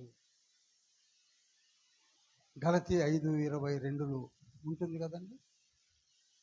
పరిశుద్ధాత్ముడు మనకేమిస్తాడు? ఆత్మఫలం. ఆత్మఫలము 9 మనకి గడగడ వచ్చు. ప్రేమ, సంతోషము, సమాధానము, దీర్ఘశాంతము, దయాళత్వం, మంచితనము, విశ్వాసం, సెల్ఫ్ కంట్రోల్, వీక్నెస్ అని చెప్పేస్తాం. అవి ఇచ్చేది ఎవరు? అవి ఆయన స్పెషల్ గిఫ్ట్స్. వాటితోనే మన కడతాడు. ఒక బ్రిక్ పైన బ్రిక్ని పెట్టి సజీవ మందిరములుగా కట్టేది ఆయన. 1 పేతురు పత్రిక 2:5 ఉంటుంది. అంత మాత్రమే కాదు, ఆత్మ వరములను కూడా ఇచ్చేది ఆయనే. 1 కొరింథీ పత్రిక 12:7-11. ఇప్పుడు ఆత్మ ఫలం ఇచ్చేది ఎవరు? ఆత్మ వరాలు ఇచ్చేది ఎవరు? ఇప్పుడు ఆ వరాలు లేవని తిరిగే వాళ్ళలో ఎవరు లేనట్టు లెక్క. అయిపోయినాయి బ్రదర్, అవన్నీ అప్పుడే అయిపోయినాయి బ్రదర్ అనే వాళ్ళ దగ్గర ఏం లేనట్టు లెక్క. చెప్పరు. పరిశుద్ధాత్మ లేడు, ప్రార్థన లేదు, బైబిల్ చదివేది లేదు. ఏది లేనప్పుడు ఇంకేముంటుంది? You cannot pray more than 15 minutes as per the latest statistics ప్రకారంగా. 15 నిమిషాల ప్రార్థనతో ఏమున్నదని చెప్పగలవు నువ్వు? అన్నీ అయిపోయాయని చెప్పుకోవాలి. బైబిల్ నాకు అర్థం కాదు, ఎందుకు అర్థమైంది? మరి అర్థమైన వాళ్ళకి ఎందుకు అర్థమైంది? పౌలు గారికి ఎందుకు అర్థమైంది? చేపలు పట్టుకునే పేతురికి ఎలా అర్థమైంది? ఎన్ని పత్రికలు, 2 పత్రికలు ఎలా రాశాడు చెప్పండి. లల్లాయి బుల్లాయిగా తిరిగినటువంటి యాకోబు యోధాలు ఎలా రాయగలిగారు పత్రికల్ని? ఆత్మ తండ్రి, ఆత్మ పూర్ణులై. 2 తిమోతి 3:16 లేదు, వాళ్ళు ఆత్మ పూర్ణులై రాశారు. మనము కూడా ఆత్మ పూర్ణులై చదవాలి.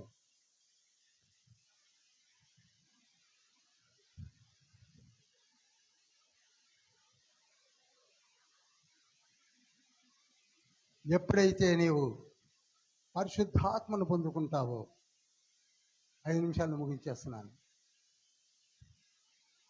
నీలో పెను మార్పులు కనపడతాయి.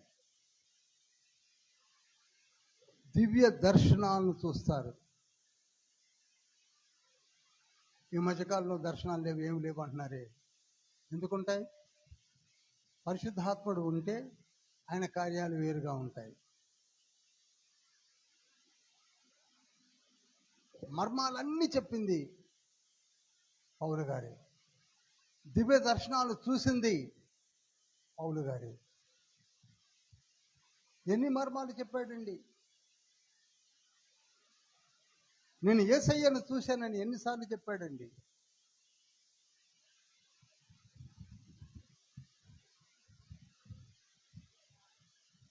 ప్రార్థన చేస్తే చాలు యేసయ్య వచ్చి మాట్లాడేవాడు. అపొస్తలుల కార్యములు 18:9, అపొస్తలుల కార్యములు 22:17,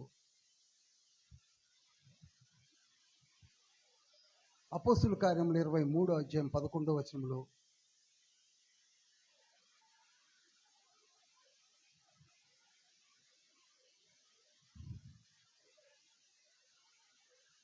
దివ్య దర్శనాలను చూస్తున్నాడు.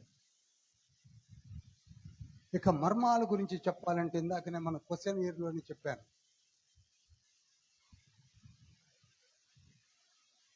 యూదులతో పాటు మనము కూడా సమాన వారసులమే చెప్పింది పౌలు గారే. రోమీయులకు రాసిన పత్రిక 11:25, రోమా పత్రిక 16:25,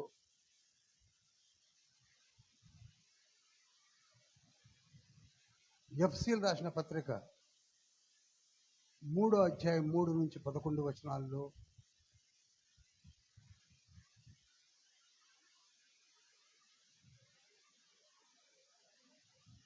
ఒకటేమిటి? యాంటీ క్రైస్ట్ గురించి చెప్పింది ఎవరు? పౌలు గారే. 2వ తెస్సలోనికీయులకు రాసిన పత్రిక 2:1-5,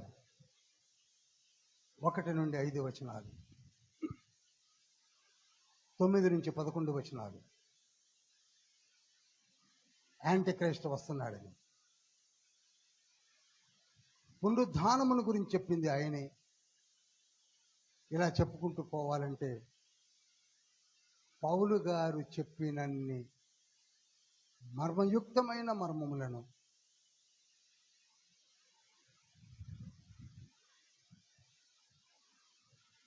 ఆయన చదివిన విధానము, ఆత్మ తండ్రిచే నడిపించబడిన విధానము, పరిశుద్ధాత్మని యొక్క కార్యములు,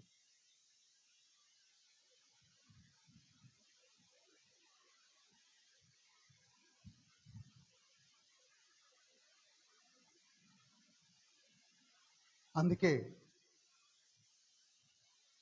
ఇక నన్ను క్రిటిసైజ్ చేయడం అనేది బాగా కనపడుతుందని 2 కొరింథీ పత్రికలో రాస్తూ ఇక నన్ను క్రిటిసైజ్ చేయకండి, ఎందుకంటే మీరు ఇంతవరకు ఎవరి మాటలు నమ్మారో నమ్మలేదో నాకు తెలియదు, కానీ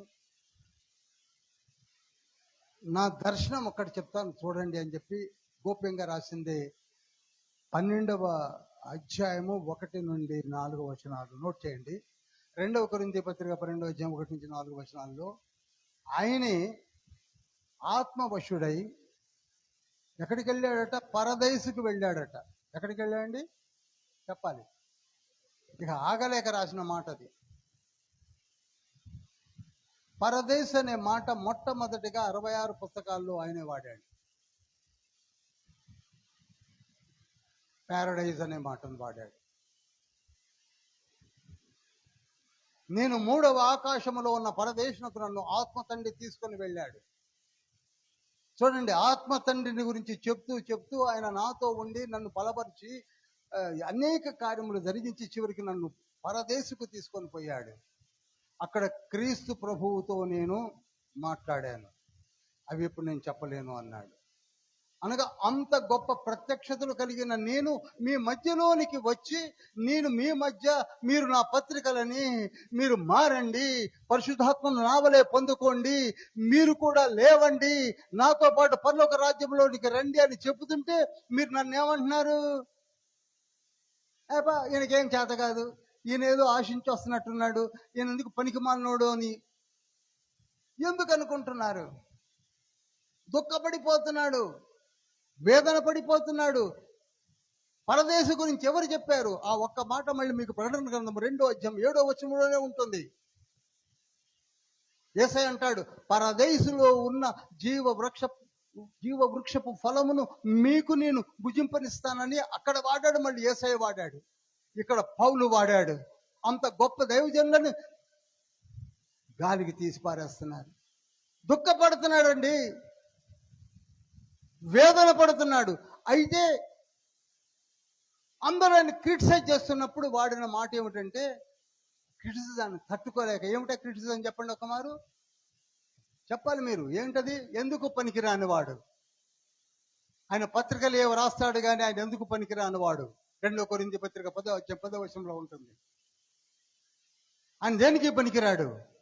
బెస్ట్ ఫెలో, ఆయనకి ఏమీ రాదు అంటున్నప్పుడు, యేసయ్య ఏంటైనా ఇది నీకు తెలుసుగా ప్రభువా, మేము ఫలితాన్ని ఆశించి వచ్చామా ఈ కొరింథీకి? ఎందుకు వచ్చామో, ఎందుకు పోతున్నామో, ఏం చేస్తున్నామో తెలియక చేస్తుంటే ఎందుకు ప్రభువా వీళ్ళు ఇలా నా వెంట పడ్డారని ఏడుస్తున్నప్పుడు, ఈ ముళ్ళేమిటి నాయనా అని ప్రార్థన చేస్తే, ఈ ముళ్ళును కూడా మనం మిస్అండర్స్టాండ్ చేసుకొని ఆయనకు కళ్ళు దబ్బున్నాయట, దాని గురించి ఏడుస్తున్నాడట. సెన్స్ ఉందండి? నిజంగానే కళ్ళు జబ్బుంటే ఏడుస్తాడా? ఏడ్చే రకమైన 2 కొరింథీ పత్రిక 11వ అధ్యాయం 23, 24, 25, 26, 27 వచనాల్లో నేను ఎన్ని దెబ్బలు తిన్నానో, ఎన్నిసార్లు ఆకలితో ఉన్నానో, 36 దెబ్బలతో, 39 దెబ్బలతో, ఓడ పగిలి స్వకీయులతో, పరాయి వారితో నానయాతన పడ్డ అతను ఈ చిన్ని కళ్ళ జబ్బు ఉండేసరికి ముళ్ళని ఏడుస్తాడా? అసలు ఆలోచిస్తున్నారా? అసలు పత్రికలు చదువుతున్నారా? నేను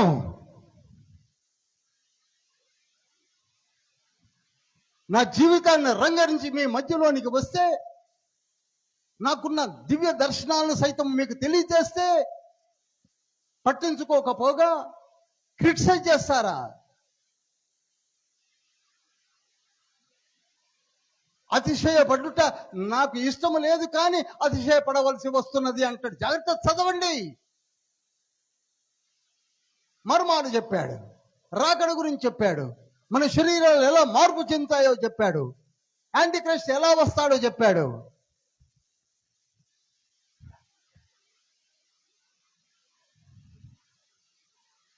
తట్టుకోలేక చెప్తే అప్పుడు నేను ప్రార్థన చేశాను, ప్రభా ఏమిటి నాయన ఇది అన్నప్పుడు యేసయ్య అన్నది ఏంటంటే, నిజంగా నీకు మానవాతీతమైనటువంటి భావాన్ని నేను ఇచ్చాను. ఎవరికి లేని ఆధిక్యత పౌలు గారికే ఉంది. 14 పత్రికలు రాశాడు, ప్రతి మర్మం ఆయనే చెప్పాడు. దివ్య దర్శనాలు ఎన్ని చూశాడో వాళ్ళు అంటే అన్నారు, నిజంగా కూడా నీవు ఆ కంట్రోల్లో ఉండాలని నేను వదిలేశాను. నువ్వేమీ భయపడవలసిన అవసరం లేదు, భీతి చెందవలసిన అవసరం లేదు. అయినా నీకు ఏమి తక్కువైందని మాట మాత్రం సెలవిస్తే చాలు స్వస్థతలు జరుగుతాయి. నీ చేతి గుడ్డలు రుమాలు స్వస్థతలు జరిగిస్తాయి. అపొస్తలుల కార్యములు 19వ అధ్యాయం 11వ వచనం ప్రకారంగా, 2 కొరింథీ పత్రిక 12వ అధ్యాయము 12వ వచనం ప్రకారంగా, 12 చదవండి. అక్కడనే అంటాడు, 7లో నేను ప్రార్థన చేశాను అంటాడు. 12వ వచనంలో ఏమంటున్నాడు చూడండి. 12 2 కొరింథీ. సూచక క్రియలను అద్భుతములను మహత్కార్యములను చూడండి, చేయుట వలన సూచన క్రియలను అద్భుతాలను మహత్కార్యములు చేసినటువంటి పౌలు గారు నాకు అది లేదు ఇది లేదని ఏడుస్తూ కూర్చున్నారని ఎలా అనుకుంటున్నారు?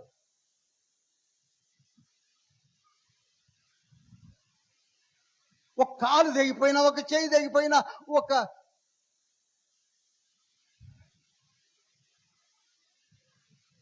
Easy going mentalities. మనం ఒక మాట చెప్తాను. రోమిలు రాసిన పత్రిక 14వ అధ్యాయము 14 కంటే 8 చేయండి ముందు. 8 రోమా 8 35 37. క్రీస్తు ప్రేమ నుండి మనలను ఎడబాపు వాడెవడు? అబ్బా, క్రీస్తు ప్రేమ నుండి మనల్ని ఎడబాపు వాడెవడు? శ్రమ అయినను బాధ అయినను హింస అయినను కరువైనను వస్త్రహీనత అయినను ఉపద్రవమైనను మనల్ని ఎడబాపున. అలా రాసిన వాడు కళ్ళు కట్ట కొంచెం నీళ్లు కారుతున్నాయట, ఈ ముళ్ళు తీయమని ప్రార్థన చేస్తా కూర్చున్నాడు అని చెప్పుకుంటున్నారండి. Such a wonderful persons we are. అది అర్థమైంది మనకి. మొత్తం 13 అధ్యాయాలు చదివితే సమయం చాలదు.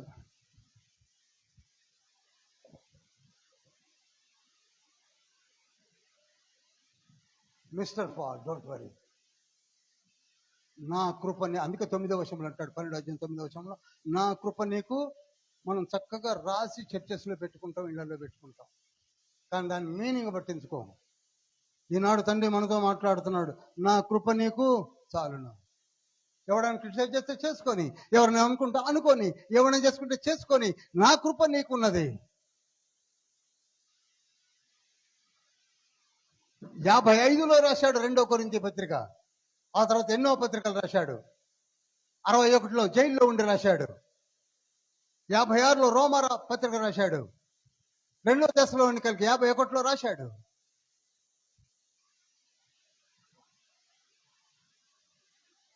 కృప ఉన్నది, ఆత్మ నడిపింపు ఉన్నది. 2 తిమోతి పత్రిక 65లో రాశాడు. అంచె దినములలో అపాయకరమైన కాలంలో వచ్చి ఉండాలని తిమోతి గ్రహించు అన్నాడు. మర్మాలు రాసుకుంటూ వస్తున్నాడు. ఆగలేదే, ఆపలేదే, ఎవరి వల్ల కాదు. Such a power will be given by the Holy Spirit God. He is supreme God in Trinity.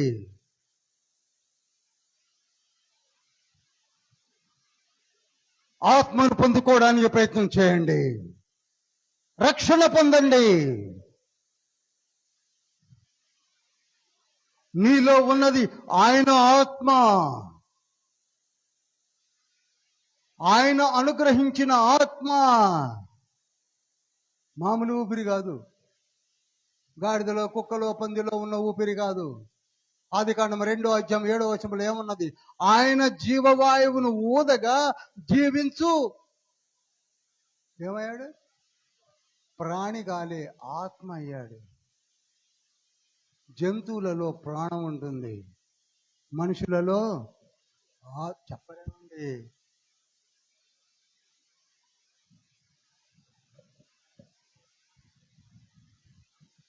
ప్రసంగి గ్రంథం 3:20 ఉంటుంది. జంతువులకు ఉండేది ప్రాణము, మానవులకు ఉండేది దేవుడు అనుగ్రహించిన ఆత్మ. ఆత్మ కర్మాగారము పరలోకములో ఉన్నది. ఈ జంతువులకు, పక్షులకు, చేపలకు, మత్స్యలకు ఉండేది ఊపిరి మాత్రమే, జీవించు ప్రాణము కలిగిన వారు మాత్రమే. అందుకే వారు పరమునకు ఎక్కుపోయేదరో లేదో ఎవరికి తెలియను, వారు ఎక్కడ ఉండేదరో ఎవరికి తెలియనని కింగ్ సాల్మన్ అన్నాడు. వీఆర్ హ్యావింగ్, అందుకే మనము దుఃఖపడతాము. మన ఆత్మ ఆయన ఆత్మ మమేకం అవుతాయి. 1 కొరింథీ పత్రిక 6:17 చెప్పండి, చదవండి.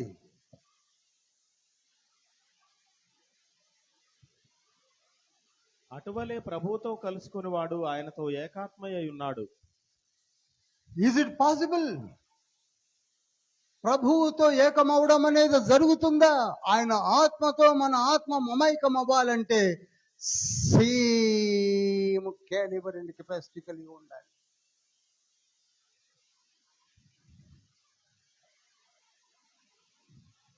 పరిశుద్ధాత్ముడు నీలోనే ఉంటాడు, కుక్కలో ఉండడు. పరిశుద్ధాత్ముడు నీలో వసించి నిన్ను నడిపిస్తాడు. పరిశుద్ధాత్ముడు నిన్ను పరలోకములో, ఇందాక నేను చదివాం కదండి, ఇది ఎఫ్సీ రాసిన పత్రిక 4:30 ఎప్పటి వరకు? ఎండ్ వరకు కూడా నిన్ను కాపాడేది ఆయనే. కనుక ప్రియులారా, 2 కొరింథీ పత్రిక నేను ముగించేస్తున్నాను. టైం తీసుకొని ఒక 15-20 నిమిషాలు తీసుకున్నాను, ముగించేస్తున్నాను. ఆయన వేదనతో రాశాడు, బాధతో రాశాడు. మీలో కూడా చాలా మంది బోధిస్తూ అనేక ప్రాంతాలకు వెళుతున్నారు. ఐ నో, మీరు కూడా బాధతో ఎంతో కష్టపడి వెళుతున్నారు, ఎంతో కష్టపడి చెప్పడానికి వెళుతున్నారు. వాళ్ళు మీకు సరైన రెస్పాన్స్ ఇవ్వకపోతే మీరు ఎంత బాధపడతారో మీ హృదయానికి తెలుస్తుంది. రాక, వినక, పట్టించుకోకపోతే ఏం జరుగుతుందో 2 కొరింథీ పత్రికలో కనపడుతుంది. 1వ అధ్యాయం 1వ వచనం నుంచి చివరికి కూడా బెనడిక్షన్ ఇచ్చేంత వరకు ఆయన చివరికి ఏం చేయాలో, ఎలా రాయాలో, ఎలా ముగించాలో కూడా వినూత్నంగా ముగించేశాడు. అటువంటి గొప్ప దైవజనుడు. పాత నిబంధన పుస్తకములో ఒక్క రిఫరెన్స్ను కూడా వదిలిపెట్టకుండా 14 పత్రికలు రాసిన ఘనుడు ఎవరైనా ఉన్నారంటే పౌలు గారే. ఆయన మలాఖీ ఎత్తుకునేవాడు. మలాఖీ, మలఖై అనేవాడు. పరమగీతములు, ధర్మశాస్త్రములను, కీర్తనలను ఉటంకించిన వాడు పౌలు మాత్రమే. దాన్ని బట్టి ఆయన ఎంత కష్టపడి చదివాడు, ఎలా కన్నీరు కార్చాడు, ఏ విధంగా చదివి ఉంటాడు. ఆయన వీడు క్రిటిసైజ్ చేస్తున్నారు. దయచేసి take all these things in to consideration. God did everything for us. His grace is sufficient for us. లేచి నిలబడదాం. మారు మనసు పొందండి, మారు మనసు పొందండి, మారు మనసు పొందండి, మారు మనసు పొందండి, మారు మనసు పొందండి.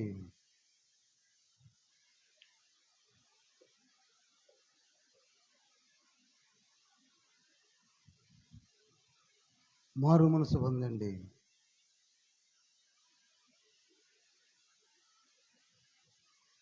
హల్లెలూయా.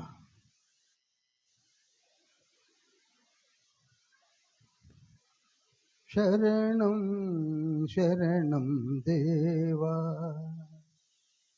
దీనుల మొర వినరావా. 2 చేతులు పైకెత్తి ఒకసారి పౌలు గారిని జ్ఞాపకం చేసుకోండి. నీవు కూడా మరి ఒక పౌలులాగా పరిచయం చేస్తున్నావు. నీవు కూడా అనేక ప్రాంతాల్లోనికి వెళుతున్నావు. ఉద్యోగ ధర్మములను నిర్వర్తిస్తూ రక్షణ భారములు మొయ్యాలని వెళుతున్నావు. పౌలులాగా బాధపడుతున్నావేమో. కానీ తండ్రి అంటున్నాడు, డోంట్ వరీ, నా కృప మీపై ఉన్నది,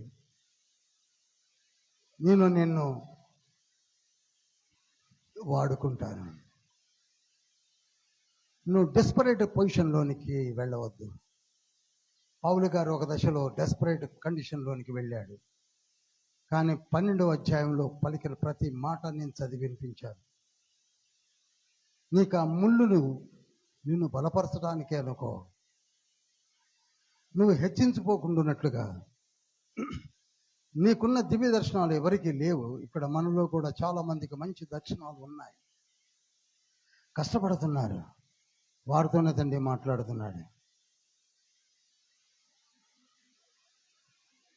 మనము కూడా బలహీనపడవద్దు. తండ్రితో నిత్యము సహవాసముతో జీవితాన్ని ముందుకు సాగిద్దాం. శరణం శరణం దేవా, దీనుల మొర వినరావా. శరణం శరణం దేవా, దీనుల మొర వినరావా. నీ ప్రేమాధిని తేళింతవా.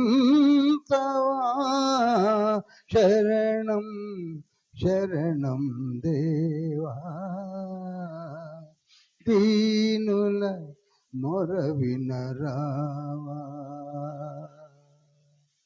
2 కొరింథీ పత్రిక ఇందాక నేను చదివా, మళ్ళీ చదివిస్తున్నాను. 13వ అధ్యాయం 5వ వచనంలో చక్కటి మాట నేను చదివి వినిపిస్తాను మీకు. 2 కొరింథీ 13:5. మీరు విశ్వాసము గలవారై ఉన్నారో లేదో మిమ్మల్ని మీరే శోధించుకొని చూసుకొనుడి, మిమ్మల్ని మీరే పరీక్షించుకొనుడి. మీరు భ్రష్టులు కాని ఎడల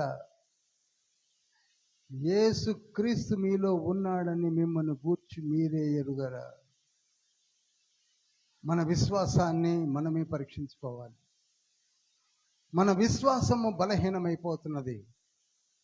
క్రీస్తులో నీవు వేరుపారై విశ్వాసంతో ఉండాలి.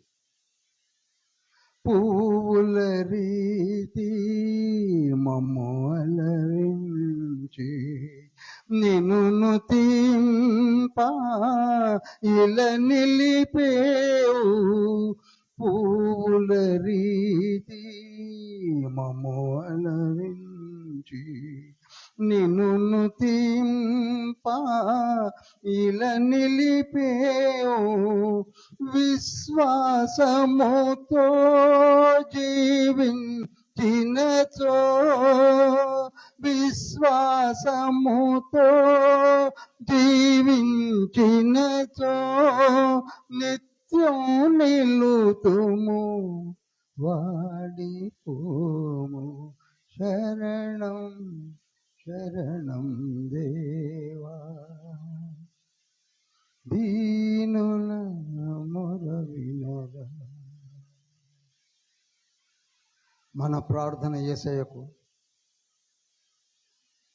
మన ప్రార్థన ఆలకించుటకు పరమ తండ్రి, మనల్ని ప్రార్థనలో నడిపించుటకు ఆత్మ తండ్రి రెడీగా సిద్ధముగా ఉన్నారు. నీ మనసు విప్పి ప్రార్థన చేయి.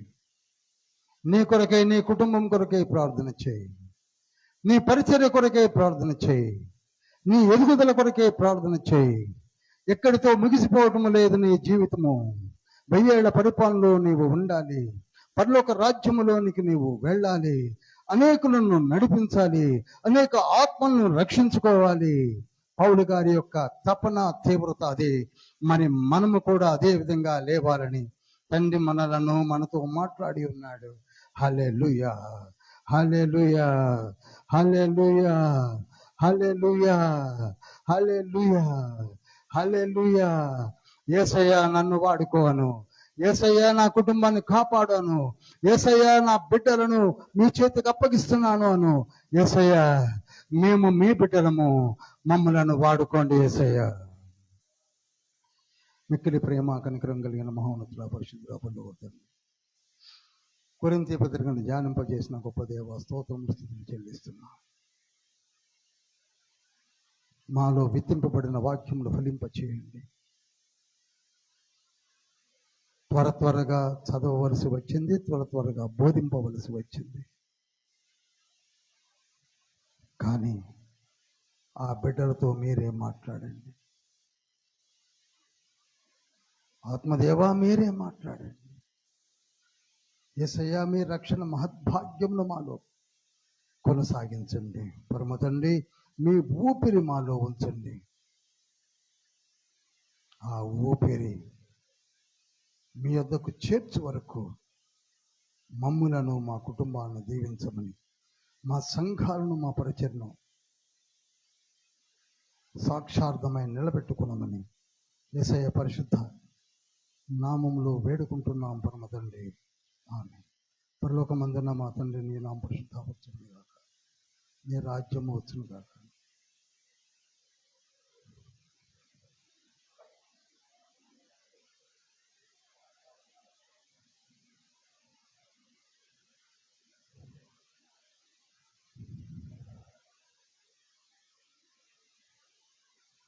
యేసుక్రీస్తు ప్రభువుల వారి కృపయు తండ్రి అయిన దేవుని ప్రేమయు పరిశుద్ధాత్మ యొక్క సహవాసం మనకును సార్వత్రిక సంఘం మనకు తోడే నీడై ఉండును గాక.